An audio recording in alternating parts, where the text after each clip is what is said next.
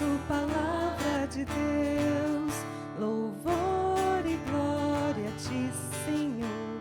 Cristo, palavra de Deus, Cristo, palavra de Deus.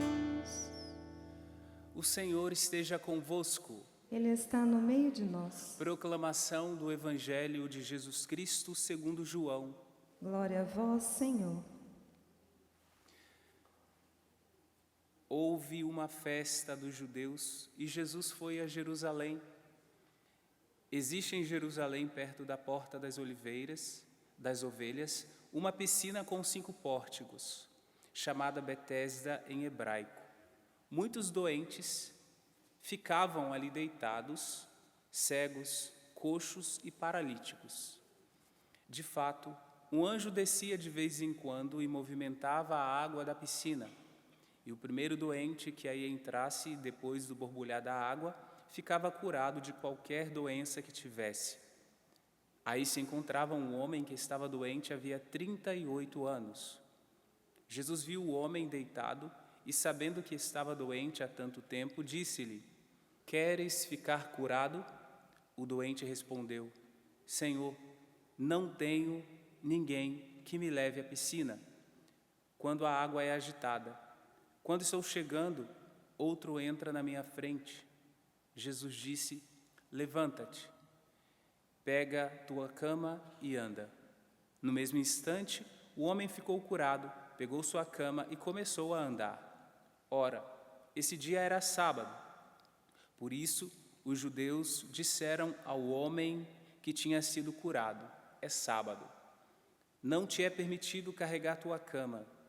Ele respondeu-lhes: "Aquele que me curou disse: pega a tua cama e anda."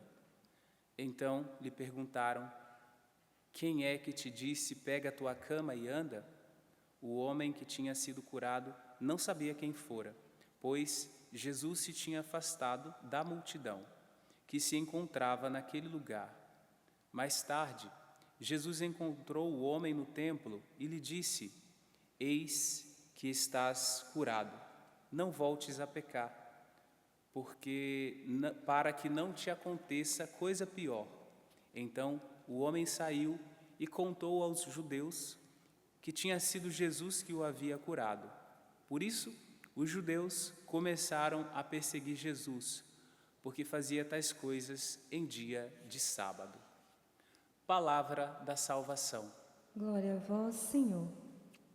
Irmãos e irmãs, sabemos que quando entramos em contato com a Sagrada Escritura, sobretudo com o Antigo Testamento, como nós vimos nesta primeira leitura da profecia de Ezequiel, sabemos que tem a intenção própria do autor ao escrever tal relato, que aí seria uma leitura um pouco mais literal, para ver o contexto e tudo mais. Mas no contexto da liturgia, no contexto de uma homilia, nós sempre fazemos a leitura espiritual. E esta leitura espiritual que fazemos do Antigo Testamento é sempre sob o olhar de Cristo. Ou seja, nós pegamos o Antigo Testamento e ali, naqueles textos do Antigo Testamento, nós fazemos uma leitura cristológica. O que significa? Nós vemos o Cristo em muitos relatos do Antigo Testamento. Então já é uma ótica de interpretação. É como se colocássemos aqui um óculos escrito Jesus. Então nós lemos todas essas realidades à luz de Cristo. Seja nos profetas, aqui no caso o profeta Ezequiel, até mesmo o Salmo, também quando rezamos o Salmo de hoje: "Conosco está o Senhor do Universo, o nosso refúgio é o Deus de Jacó." Aqui, claro, que era uma mentalidade monoteísta, sem levar em consideração ainda a realidade trinitária que nós cremos. Nós cremos no Deus que é Pai, Filho e Espírito Santo. Mas nós, quando fazemos a leitura e a oração deste salmo, já é uma leitura a partir da ótica cristã, porque nós somos cristãos. E em todo o relato que nós ouvimos na primeira leitura de hoje, quem é o templo? O templo é Jesus, é o próprio Cristo. E daquele templo saem aquelas águas que são águas purificadoras, águas que curam, águas que purificam.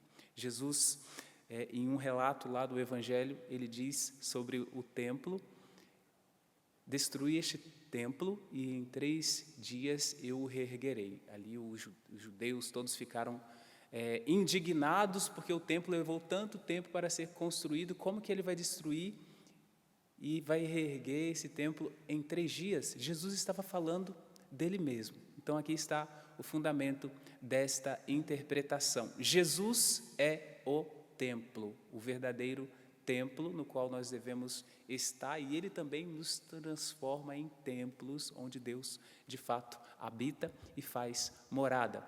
Mas nós víamos que também ali do templo saíam aquelas águas que eram saudáveis, né? E também que eram águas abundantes, e por onde passava gerava prosperidade, frutos, né? As árvores nasciam. Então, se estava tudo seco, deserto, como é típico daquela região da Terra Santa, ali nasciam as flores, né? Tudo, vegetação, e que depois produziam frutos.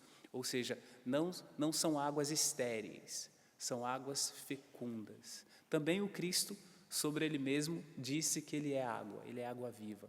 No encontro com a samaritana, vocês vão recordar, então, quando ela estava ali para tirar a água do poço, Jesus falava de uma água, ela entendia de outra. Jesus estava falando da água da vida, da água viva, que era ele mesmo, a presença que ali estava, o verdadeiro esposo também, e ela entendia literalmente, ela entendia a água daquele poço. Me dê desta água para que eu não volte a ter sede e precise vir aqui novamente buscar. Mas Jesus estava falando dele mesmo. Ele é a água viva que sacia a nossa sede de Deus, a nossa sede de eternidade, a nossa sede de em tudo fazer a vontade de Deus. Então, veja como é interessante fazer a leitura sob a ótica cristã. Então, nessa primeira leitura de hoje, nós já sabemos que em todo esse relato que nós escutamos, quem é o templo?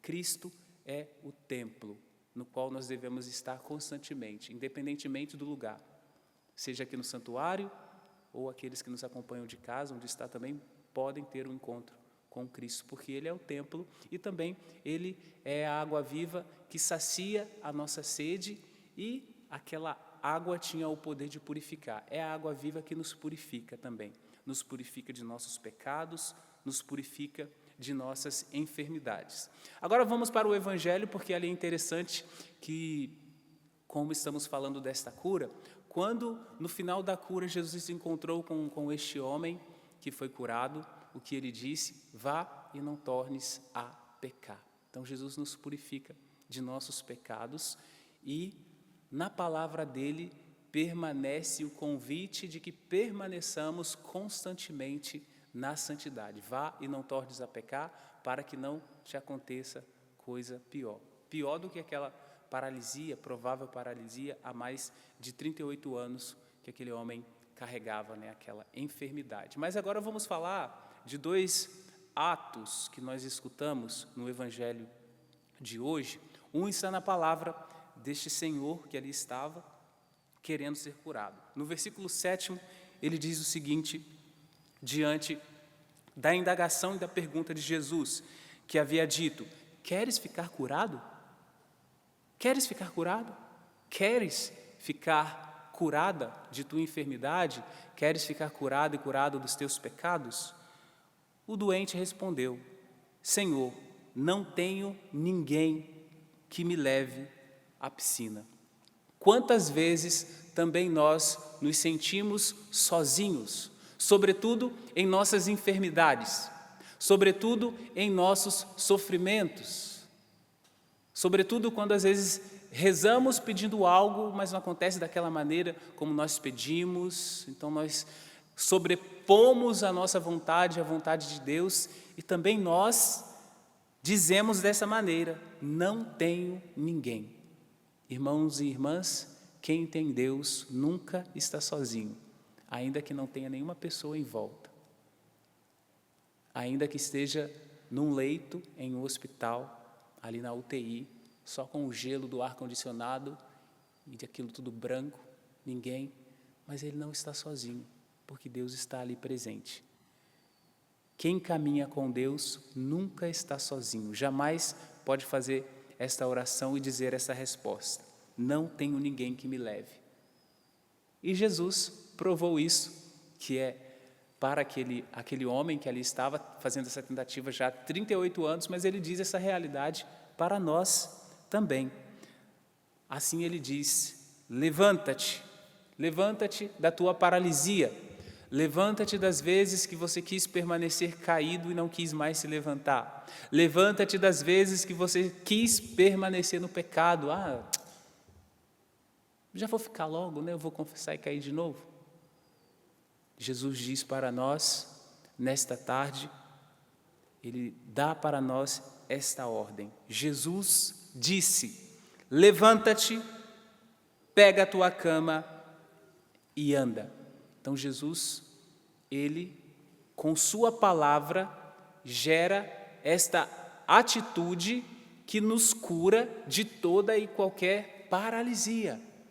Ele nos cura das paralisias espirituais, Ele nos cura das paralisias nos nossos relacionamentos. Quantas vezes já desistimos? Deixa assim mesmo, não vai melhorar, não vai mudar. Mas a palavra de Jesus gera vida em nós. Se estávamos com este mesmo sentimento e com essa mesma sensação deste homem enfermo do evangelho de hoje, não tenho ninguém, saiba que você tem sim, tem alguém. Deus permanece contigo, Ele está ao seu lado. E se você estava em algum tipo de paralisia, o Senhor diz e dá a ordem para você nesta tarde: levanta-te, pega a sua cama, pega a sua maca e anda. Agradeçamos ao Senhor por toda a iniciativa da graça dEle em nossa vida. Nós te agradecemos, Senhor.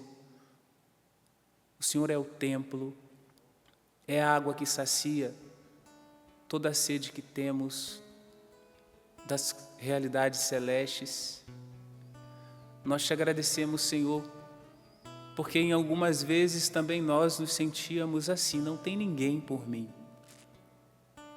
Eu estou sozinho e muitas vezes eu tenho ainda o medo da solidão, medo do abandono, e não conseguíamos refletir sobre a Tua presença em nossa vida, que constantemente nos diz: levanta, levanta para Deus, levanta para as realidades celestes, levante-se para as realidades sagradas, saia desta paralisia, saia deste pecado que te aprisiona, saia deste pecado que faz com que você permaneça como que numa maca, e o Senhor ali constantemente esperando a sua iniciativa. 38 anos, 20 anos no pecado, 15 anos, mas o Senhor te espera. Muito obrigado, Senhor, porque o Senhor nos aguarda e espera a nossa iniciativa. Nós pedimos, Senhor, que a força da Tua mão nos alcance e nos levante. Nós estendemos nossa mão para Ti, para que sejamos reerguidos, para que sejamos levantados e para que permaneçamos de pé diante de vós, para caminhar neste mundo, fazendo sempre e em tudo a Sua vontade, Senhor. Assim seja.